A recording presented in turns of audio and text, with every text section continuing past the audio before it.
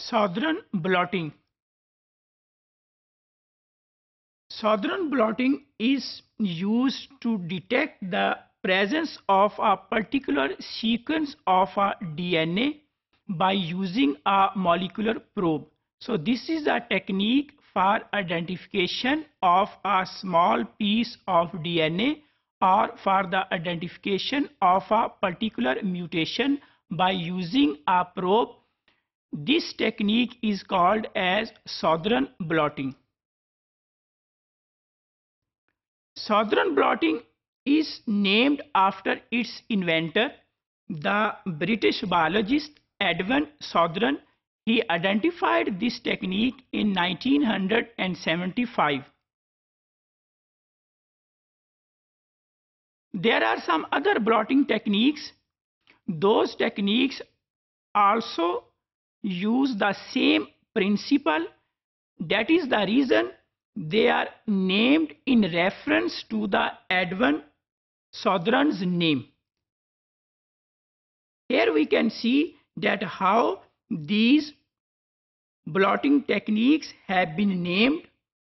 Here we can see that Southern blot is used for identification of the segment of the DNA or for the identification of particular polymorphism or DNA from the sequence of the DNA. On the other hand, Western blot, which is used for identification of particular protein in a mixture of the proteins. And the third type of the blotting technique is called as Northern blot.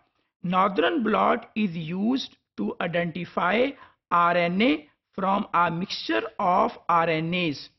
So, based on the name of its inventor, whose name was Southern, these techniques have been named.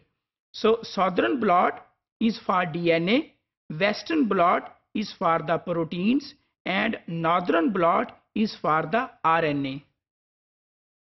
Southern blot is a type of the molecular biology technique which is used to identify a particular sequence or a sequence of a gene.